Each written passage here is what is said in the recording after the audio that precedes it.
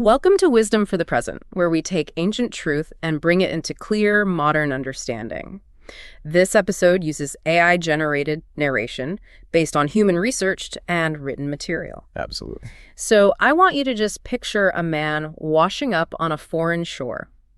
He is entirely naked, his skin is crusted with sea salt, and he is just half dead from exhaustion. Just completely broken down. Exactly. He has no wealth, no army, no crew, but he is carrying a secret that could either save him or completely destroy him. Right. And, normally when we think of a classic hero's journey, we expect this, clean upward trajectory. The hero faces the villain, learns a neat little moral lesson, gets the magic sword, and marches home victorious. Yeah, it's a very binary, comforting narrative. You win or you lose. Right, but the reality of survival is rarely that clean. No, it really isn't. And when you step into the middle section of Homer's Odyssey, specifically books 7 through 12, well, that comforting narrative arc just completely shatters. It really does. We find ourselves in this landscape of human psychology, trauma, and honestly, leadership that is incredibly murky. It forces us to look at the collateral damage of victory. Which is exactly why this deep dive is so vital for us today. We are looking at Ulysses washed up on the shores of the Phaeacians, recounting his years of wandering. Yeah, all the famous stuff. Right, he's going to talk about witches and cannibals and descending into the underworld. But reading through these sources, it becomes glaringly obvious that the real monster of this epic isn't, a cyclops. No, not at all. The real monster is Ulysses' own ego. The beating heart of this entire narrative seems to be this primal, often brutal struggle between human intellect, like our capacity for strategy, and our basest impulses. Things like greed, apathy, and just this desperate need for validation. It is a masterclass in self-sabotage. I mean, Ulysses is arguably the most intelligent mortal in the ancient world, yet he constantly engineers his own disaster. Oh, constantly. And to understand how he does this, we have to look at the moment he crosses the threshold of the Phaeacian palace. He is guided by the goddess Minerva, who disguises herself as a young girl to lead him through the city safely. She wraps him in a mist, right? Yes, exactly. She wraps him in a magical mist so the locals won't interrogate or harass him. And when he walks into the court of King Alcinous and Queen Arete, the contrast is just staggering. Staggering is an understatement. I mean, the text describes a literal utopia. The palace walls are made of bronze. The doors are solid gold. Yeah, the wealth is unbelievable. And there are immortal gold and silver mastiffs guarding the gates, supposedly crafted by Vulcan, the god of fire.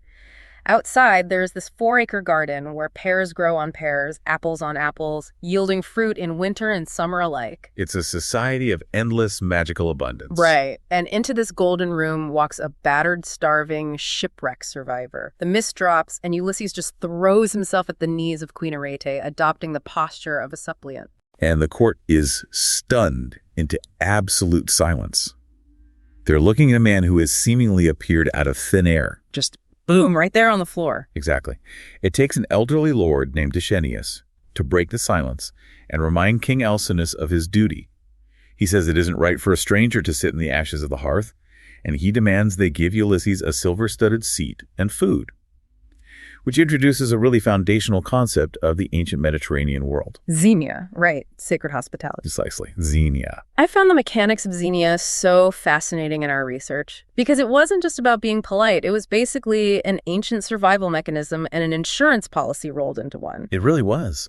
In a world without international law, embassies, or, hotels, travel was practically a death sentence unless societies agreed on a mutual code of protection. And it was overseen by Jove, right? The king of the gods. Yes, Jove oversaw it. You treated a stranger with lavish respect, fed them, bathed them well before you even dared to ask their name. Because they could be a god. Exactly. That stranger could literally be a god in disguise testing your piety.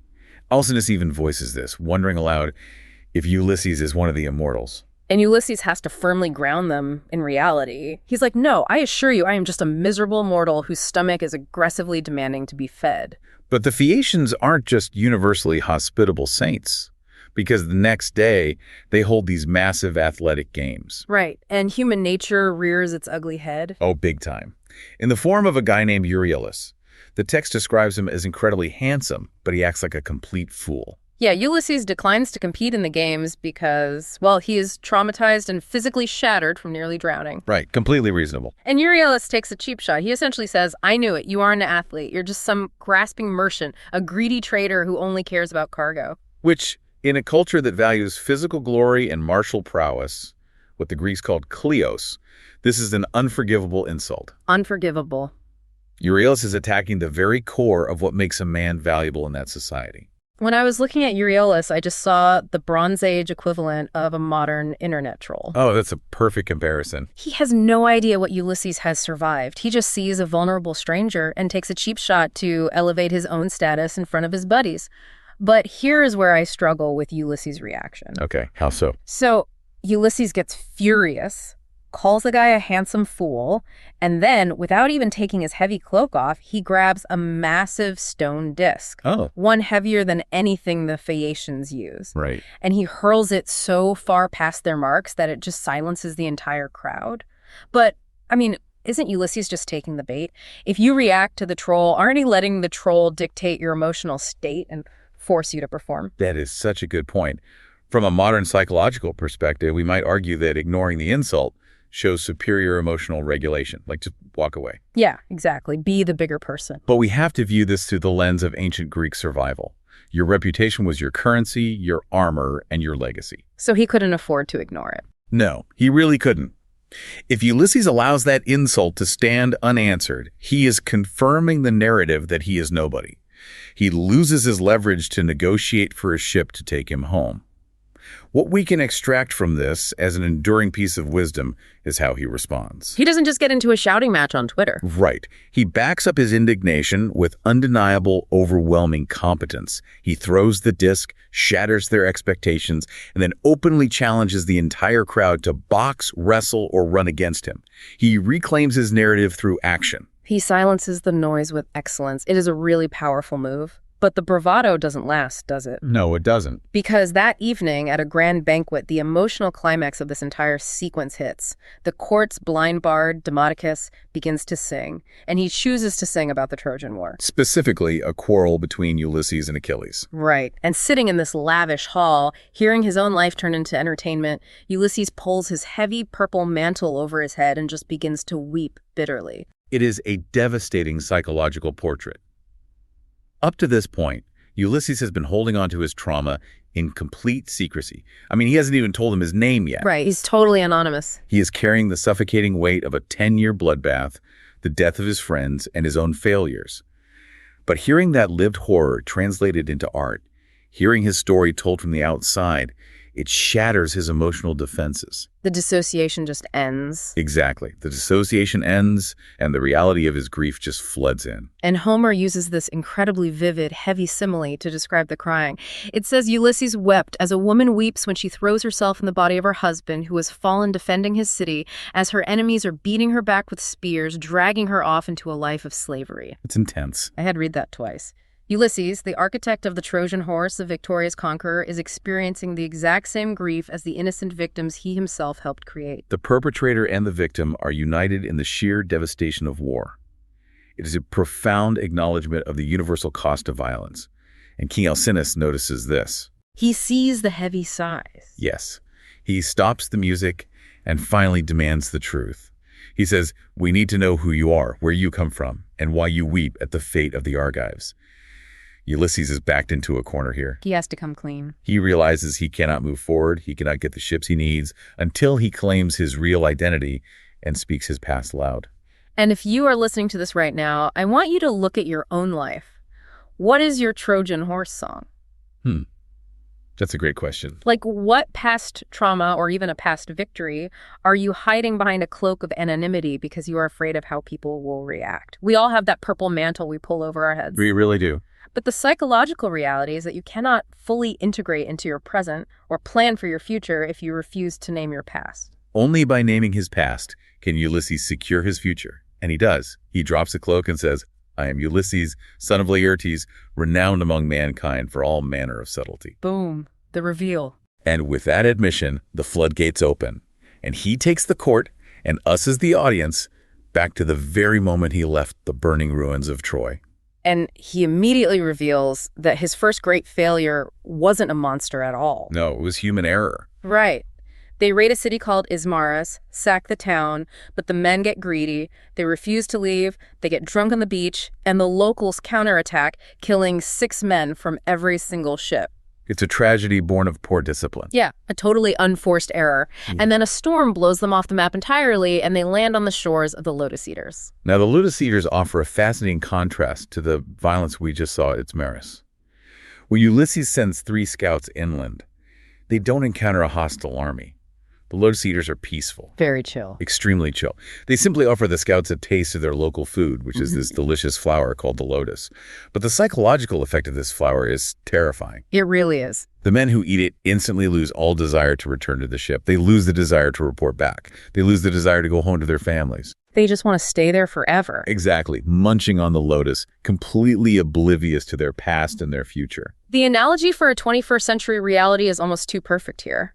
Because the lotus is the ultimate representation of comfortable numbness. Oh, absolutely. It is the social media algorithm designed to keep you doom scrolling for 3 hours when you meant to be working on your resume. It is substance abuse. It is settling for a stagnant, unfulfilling job just because it pays the bills and requires 0 emotional risk. It is anything that sedates your ambition and makes you forget your ultimate purpose. And notice how the lotus-eaters do absolutely no physical harm to the men. That is what makes them so incredibly dangerous. The threat here isn't violence, it is apathy. It is the quiet erosion of willpower. Wow, yeah. We see this explored in broader wisdom traditions as well. Think of the Buddhist concept of detachment versus the trap of Maya or illusion. The struggle against comfortable oblivion, against the sedation of the human spirit, is universal. Because a violent enemy wakes you up, forces you to fight, and sharpens your instincts.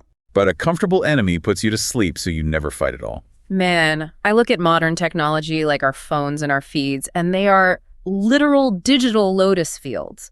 They are engineered by behavioral psychologists to feed us delicious bite-sized content so we forget our real-world responsibilities. So true. But let's look at how Ulysses handles this as a leader, because his response is drastic. Very drastic. He finds his scouts weeping, literally begging to stay, and he physically drags them back to the ships. The text says he tied them fast under the benches so they couldn't escape and ordered the rest of the crew to row away immediately. Yeah, he takes away their choice entirely. Right. And if we apply this to modern leadership or even modern parenting, it is a tough pill to swallow. How do you save a team or loved one that wants to be distracted without becoming a complete tyrant? I mean, you can't just tie your employees to their office chairs. No, you can't. And this is where we have to separate the ancient context from the enduring wisdom.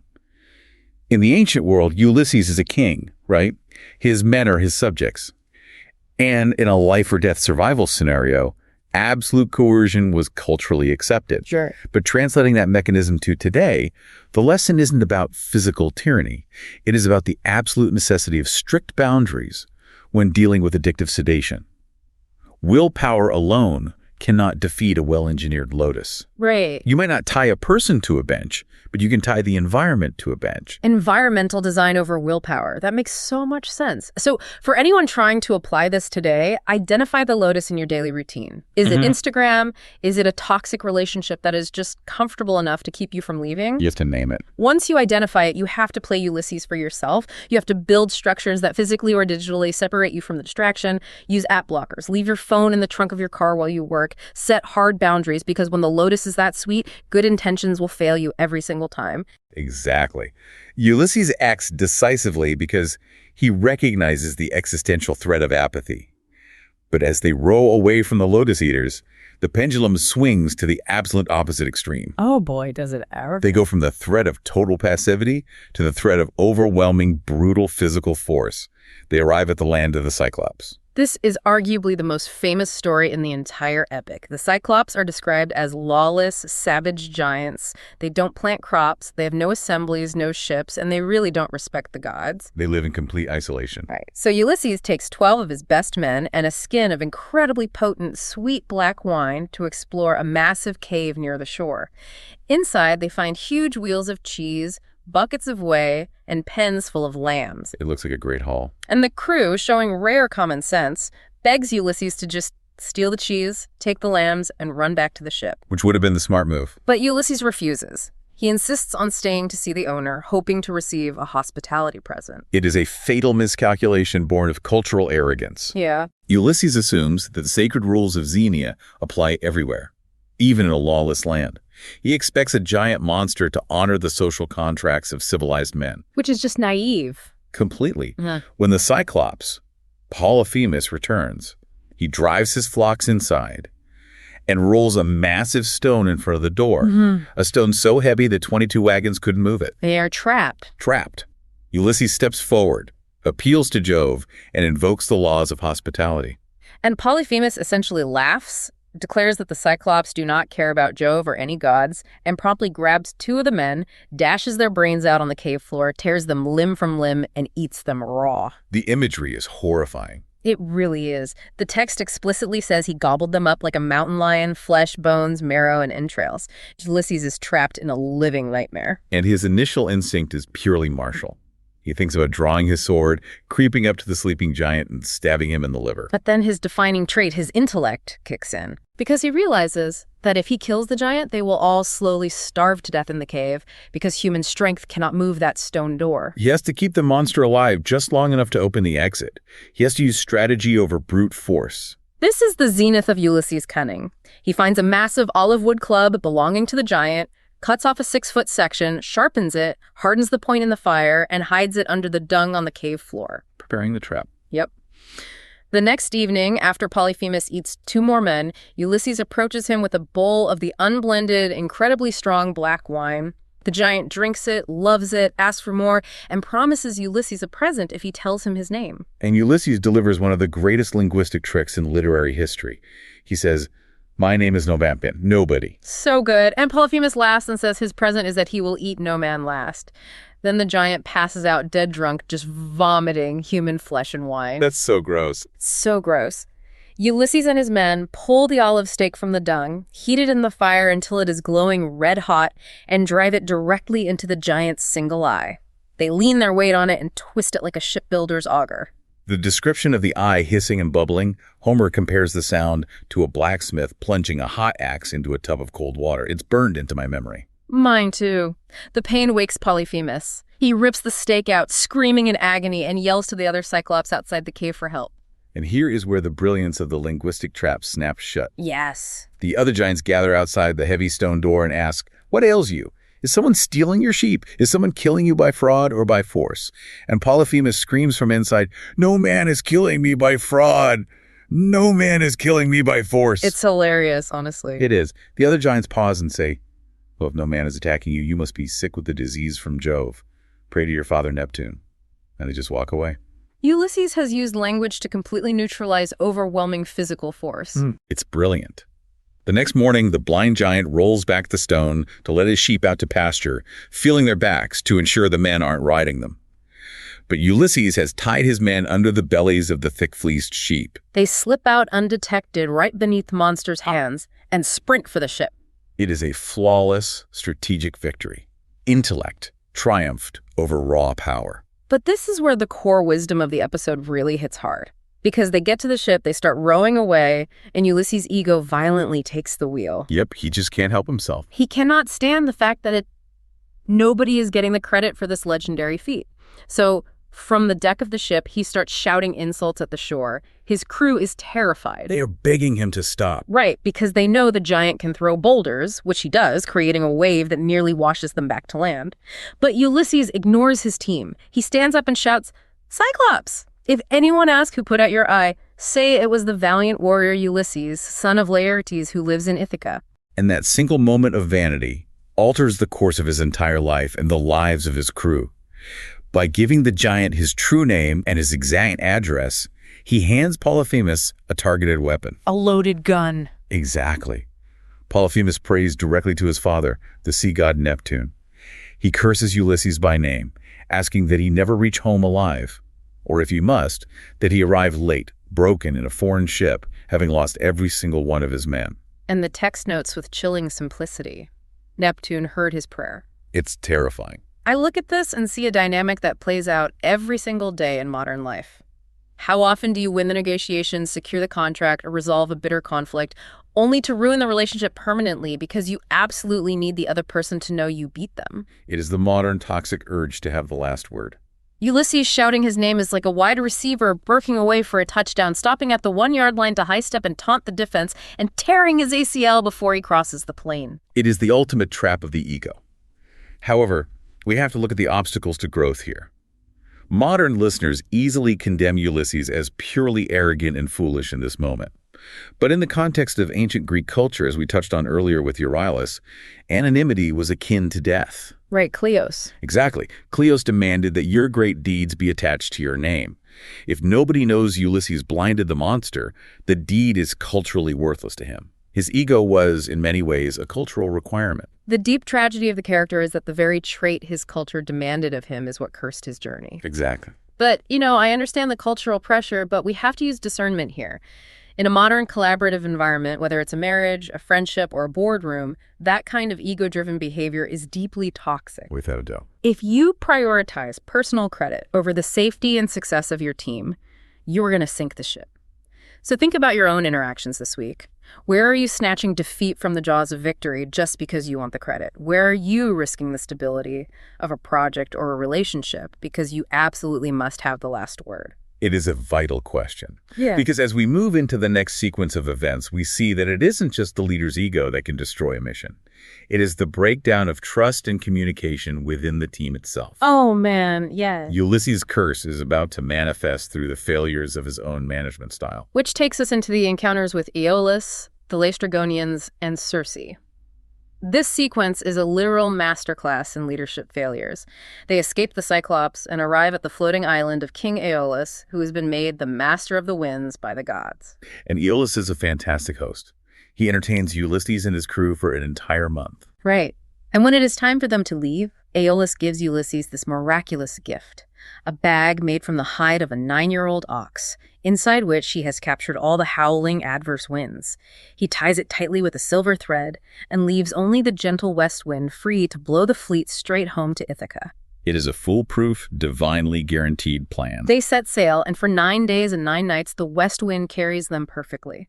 On the 10th day, they are so close to Ithaca that they can actually see the men tending the stubble fires on the shoreline. They are hours away from safety. So close. But Ulysses has been steering the ship himself for 9 straight days. He hasn't slept. He refuses to let anyone else touch the rudder. And finally, utterly deadbeat, he collapses into a deep sleep. And in that moment of vulnerability, disaster strikes. Naturally. The crew starts whispering among themselves. They look at this mysterious, tied-up ox-hide bag. Because Ulysses never bothered to explain what was inside it, the crew's imagination just runs wild. They invent a narrative fueled by jealousy? Exactly. They say, look how much gold and silver he is bringing back from Troy while we come back with empty hands. And now, Aeolus has given him even more treasure. Let's see how much gold is in the sack. Such a bad idea. They untie the silver thread. All the hurricane winds burst out simultaneously, and a massive squall blows them all the way back to square one, with the men weeping in despair and Ulysses literally contemplating throwing himself into the sea to drown. This entire catastrophe is rooted in an information vacuum. Ulysses hoarded the work and he hoarded the intelligence. He fundamentally failed to delegate, choosing instead to burn himself out over 9 days. Which is just terrible leadership. It is. Because he didn't communicate clearly about the nature of the bag, the crew's paranoia festered. This is a timeless psychological truth. If a leader refuses to hand over the rudder and keep secrets from the team will inevitably invent their own, often cynical narratives to explain the secrecy. It perfectly mirrors a certain type of startup culture. Yes. You have a CEO who works 100-hour weeks, refusing to delegate because they suffer from a hero complex or think nobody else can do it right. And worse, they keep the financials, the runway, or the strategic direction a secret from the early employees. And what happens? The team assumes the CEO is getting rich while they are being exploited. Resentment builds. And the moment the CEO takes a nap or steps away, the team makes a catastrophic decision. They open the metaphorical bag of winds and blow the company up. But I do have to push back a little on Ulysses bearing all the blame. I mean, the crew's greed and blatant insubordination made them untie the bag. At what point is a leader absolved of their team's sheer stupidity? Well, it is a shared failure, which is what makes the tragedy complete. The ancient text assumes a rigid military hierarchy. The men should have obeyed simply because Ulysses was their captain and king. Right, unquestioning obedience. But applying wisdom with discernment, we know that true trust is a two-way street. A leader cannot demand blind faith if they offer zero transparency. Ulysses created the fertile ground for mutiny by treating his men like unthinking tools rather than partners in survival.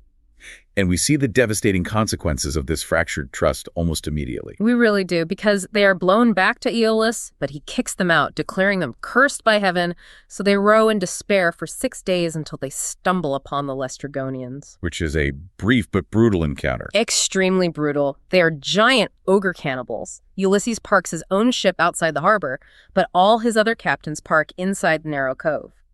The giants trap the fleet, hurl massive boulders from the cliffs, smash the ships to splinters, and spear the men like fishes to carry them off for dinner. It's a total bloodbath. Out of 12 ships, only Ulysses' single ship manages to row away. It is total annihilation. The psychological state of the few remaining survivors is one of utter trauma and brokenness. When they land on the next island, Aea, the home of the witch goddess Circe, morale is completely non-existent. They are completely shattered. Right.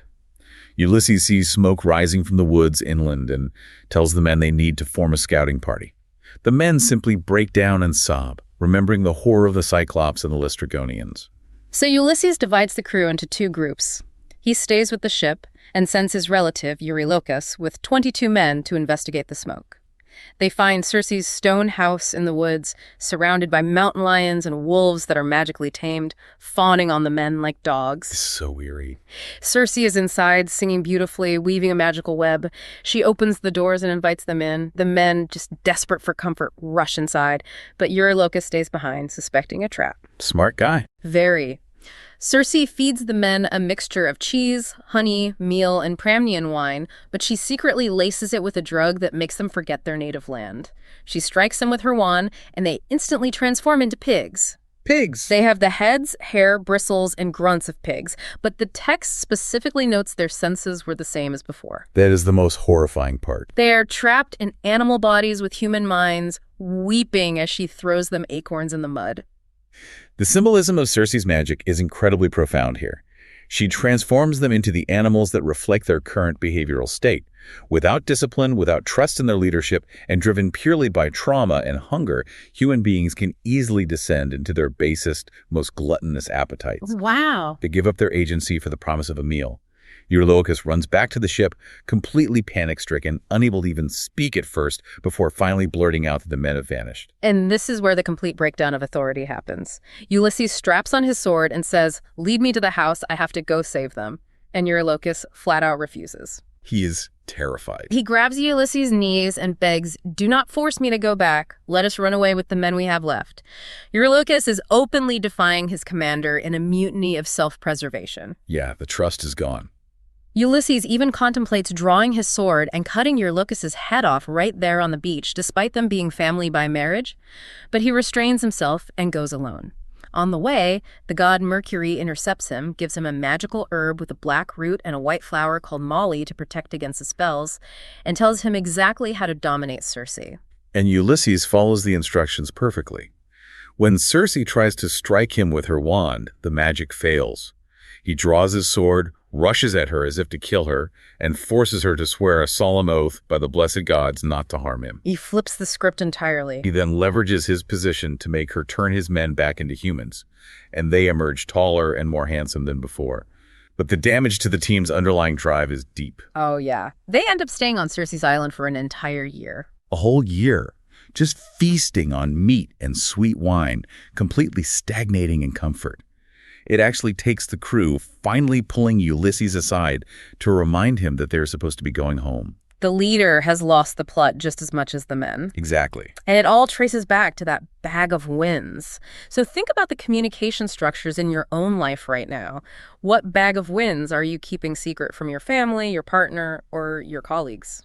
How is your lack of transparency breeding suspicion and paranoia in the people around you? Are you gripping the rudder so tightly that you are exhausting yourself while simultaneously alienating everyone else? Because if you don't address those information vacuums, your team might just end up conceptually turning into swine, losing their higher purpose and giving in to base, self-serving instincts because the leadership structure has completely failed to provide them with a shared vision. That is a very sobering thought. But when Ulysses finally snaps out of his year-long stupor, he tells Circe they are ready to leave. But Circe delivers a terrifying twist. She says, "You cannot go forward without going backward." Right. To find the exact road home and appease the gods, Ulysses must sail to the edge of the world, into the underworld, to consult the dead blind prophet Tiresias. Which brings us to Book 11. Yes.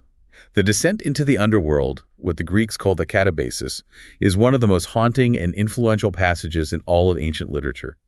It operates as a vital psychological staple in human development. How so? Well, before a hero, or really any person, can achieve true clarity for their future, they must confront the inevitability of death and the unresolved grief of their past. The logistics of how he does this are so intense. They sail to a place enshrouded in mist and darkness, the land of the Cimmerians, near the edge of Oceanus.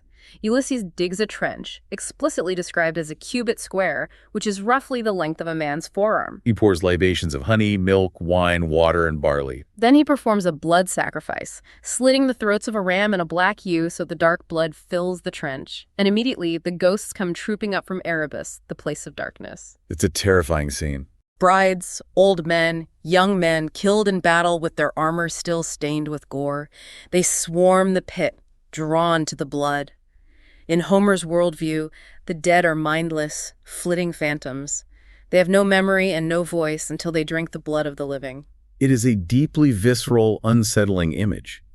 Ulysses has to sit by the trench with his drawn sword, physically fighting off the desperate, moaning ghosts of the dead, to ensure only the ones he specifically needs to speak with get to the blood first. It requires terrifying discipline. And the very first ghost that appears before him is a complete shock. It is not a great hero or a prophet. It is Elpenor.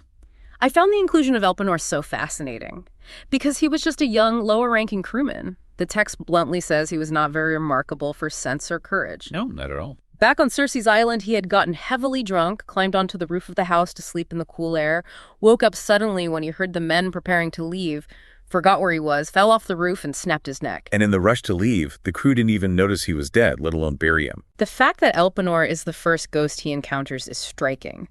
In the midst of all this high mythology and grand destiny, a guy dies in a completely mundane, foolish accident. And his ghost begs Ulysses to go back to Circe's island and build him a burial mound, a barrow, to honor his memory so he can find rest. It demonstrates that the mundane, unresolved, trivial mistakes of our past haunt us just as fiercely as the grand tragedies. We cannot ignore the small things we left broken. Right. Ulysses promises to bury him, but the hits keep coming. After Elpenor, Ulysses sees a ghost that absolutely shatters him. His own mother, Anticlea. He didn't even know she was dead. No. He left her alive and well when he sailed for Troy 20 years ago. It breaks his heart, but he has to use strict, painful discipline to keep her away from the blood until he speaks to the prophet Tiresias first. The discipline required for that is unimaginable. When he finally allows his mother to drink the blood and recognize him, he asks how she died. Was it a long, slow illness? Her answer is devastating. She says, "It was not illness, my longing to know what you were doing and the force of my affection for you. That was the death of me." She literally died of a broken heart, waiting for a son who never came home. It is an agonizing moment of realization. Ulysses tries 3 times to embrace her, to physically comfort her, and 3 times she slips through his arms like a shadow or a dream. She explains that this is the nature of death. The sinews no longer hold the flesh and bones together. It forces Ulysses to confront the unrecoverable cost of his absence and his ambition. He cannot fix this. No, he cannot bring her back. He can only absorb the pain and carry it forward. And speaking of family trauma, we have to address his encounter with the ghost of King Agamemnon. This is a heavy one. Agamemnon was the supreme commander-in-chief of all the Greek forces at Troy. He survived the brutal 10-year war, finally made it home, and was immediately butchered at his own welcome banquet by his wife, Clytemnestra, and her lover, Aegisthus. A total betrayal. Agamemnon's ghost is dripping with bitterness. He delivers this sweeping, deeply misogynistic rant. He says, "There is nothing in this world so cruel and so shameless as a woman." He tells Ulysses to trust no woman, to never tell his own wife everything he knows, and to sneak back into his country in secret, because women can no longer be trusted. Now, we need to pause here and exercise wisdom with discernment. The text presents a deeply bitter, misogynistic warning from a traumatized ghost. As guides to this material, we are absolutely not endorsing Agamemnon's worldview, nor does the overarching epic ask us to take it as absolute truth. Of course not. We're just impartially reporting what's in the text. Right. We have to look at it impartially to understand the ancient patriarchal fears it represents. Right. Agamemnon's trauma is projecting a blanket condemnation onto half the human race. But what is critical is how the broader Odyssey actively contrasts this. Exactly. The entire emotional anchor of Ulysses' journey is his desperate, enduring desire to return to his wife Penelope, whose loyalty, intellect, and resilience are revered as the salvation of his house. And recall Queen Arete of the Phaeacians, who held the ultimate authority in a utopian society. So Agamemnon's rant is really a study in how bitterness and betrayal can completely warp a person's reality. It is a cautionary tale about letting your pain dictate your worldview. But then we get to an even more shocking reversal of values when Ulysses meets the ghost of Achilles. This is arguably the most famous part of the underworld sequence. Achilles was the ultimate, undisputed hero of the Trojan War. He famously had a choice: a long, quiet, obscure life at home, or a short, glorious life on the battlefield. He chose glory. He achieved the ultimate kleos. The highest status possible. Ulysses praises him, saying, "You were adored in life, and now you are a great prince among the dead. Do not grieve at being dead." And Achilles' response completely detonates the entire ancient Greek heroic code. Achilles looks at Ulysses and says, "Say not a word in death's favor. I would rather be a paid servant in a poor man's house and be above ground than king of kings among the dead." That line gives me chills every time I read it. The greatest warrior in human history looks at all his glory, the statues, the songs sung about his wrath, and says, "It is garbage. I would trade every ounce of my glory just to be the lowest, poorest breathing human on earth." It's a total repudiation of his life's work. I look at this and I instantly think of a modern billionaire on his deathbed. A guy who spent 80 years crushing his competition, missing his kids' birthdays, hoarding wealth and power to build his untouchable legacy. And as the monitor is beeping its final beats, he realizes he traded the only thing that actually mattered, time and relationships, for a resume that means absolutely nothing where he is going. Achilles climbed the ancient ladder of success, only to realize it was leaning against the wrong wall. That is a flawless comparative insight. The underworld forces a complete, ruthless reevaluation of what is genuinely valuable. Tiresias the prophet gives Ulysses his practical marching orders for the route home, but these encounters with his mother, with Agamemnon, and with Achilles give him his philosophical grounding. You cannot navigate the future effectively if your value system is based on illusions of glory that don't survive contact with reality. So if you're listening to this on your commute or at the gym, let's do what we call a Tiresias audit. Imagine looking back at your life from the absolute finish line. What ambition, what petty grudge, or what pursuit of status are you obsessing over right now that you will realize is entirely hollow when your time runs out? If you were the ghost of Achilles looking at your current calendar, what would you tell yourself to stop caring about? It is a sobering, necessary exercise, and Ulysses desperately needs that sober clarity, because when he leaves the underworld and returns to Circe's island to bury Elpenor, Circe gives him the final briefing. He is about to face a gauntlet of impossible choices. And he is going to have to navigate them without the illusions of ego he relied on before. Circe warns Ulysses about 4 distinct, terrifying horrors on the path ahead. First, the sirens. Now, we all know the pop culture version of sirens, beautiful mermaids who lure lonely sailors onto the rocks with the promise of sex. But that is not what Homer's sirens offer at all. Not even close. The text says they sit in a green field surrounded by rotting human skeletons with the skin still shriveling on the bones. And their song isn't about physical pleasure at all. No. It is a promise of omniscience.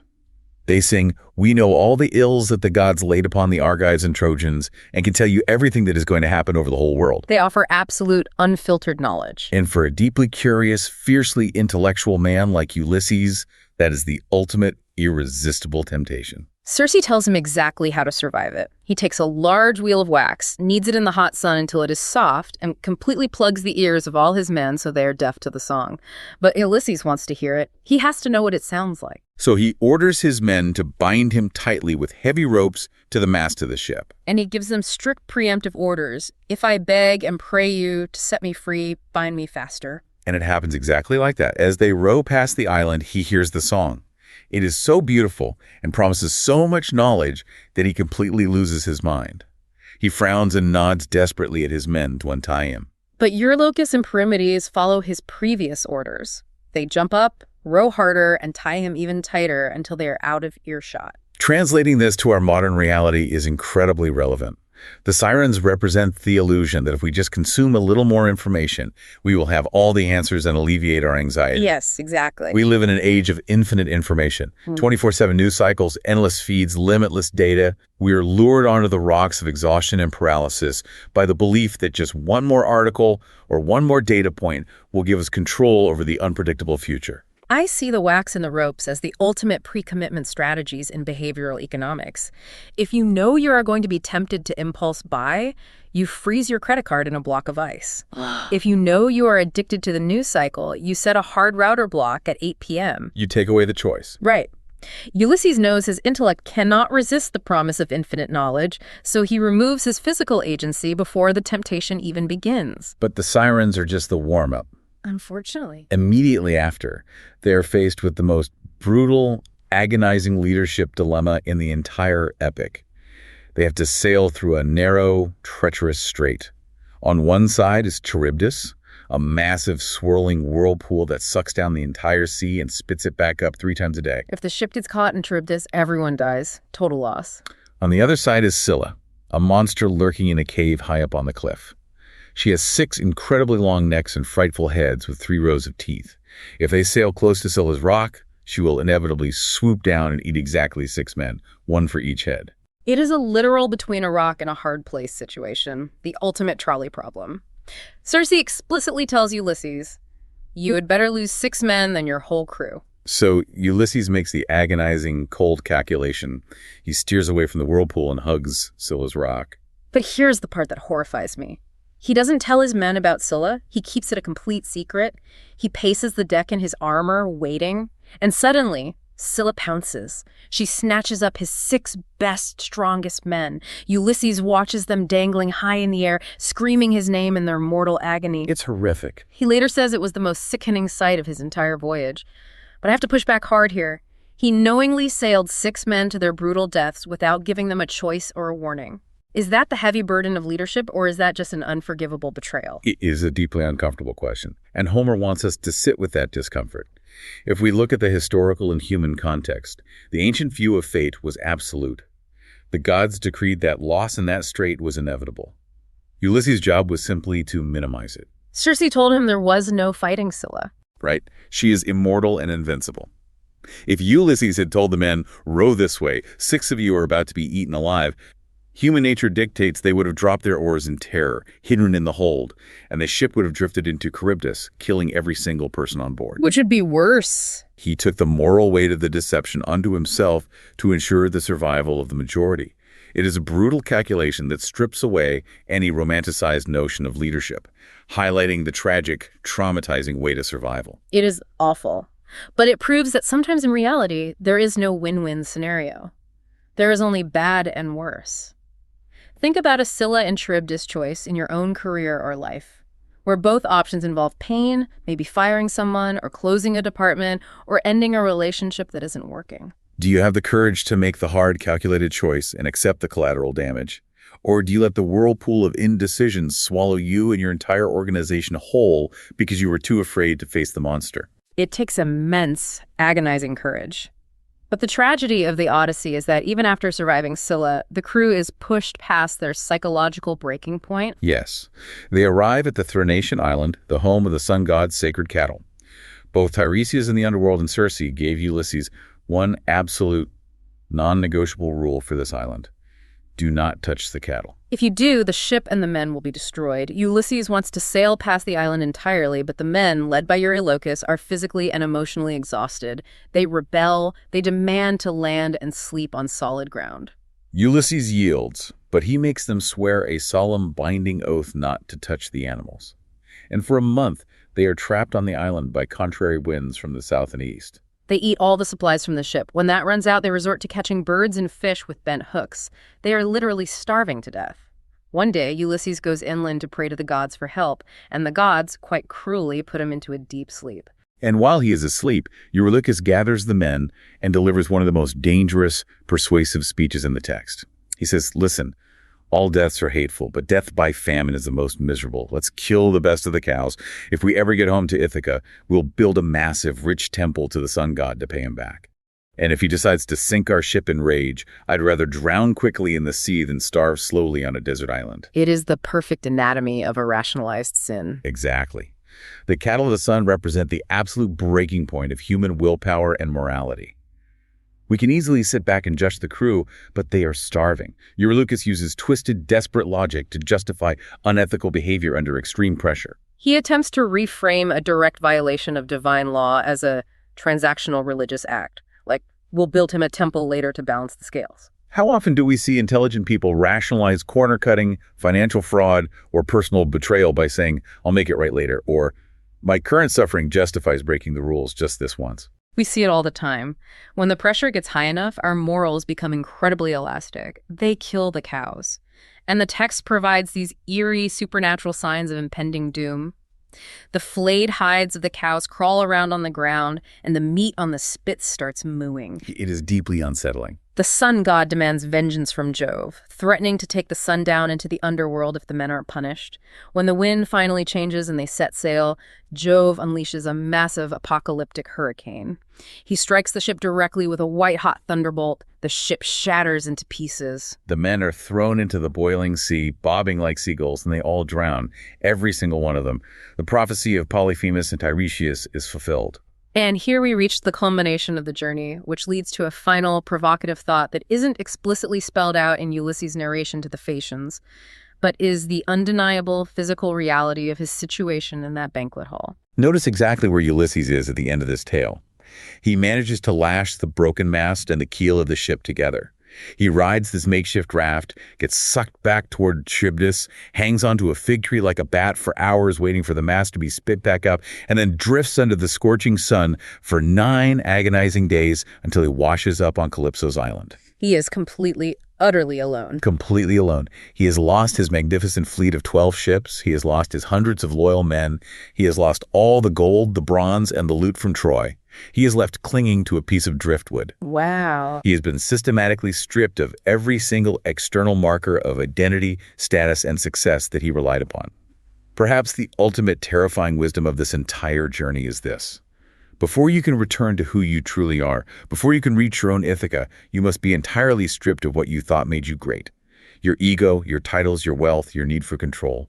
Only when you're reduced to your bare essence can you actually begin the journey home. That reframes everything. It changes how you look at every major setback or failure in your life. Maybe the shipwreck isn't the end of your story.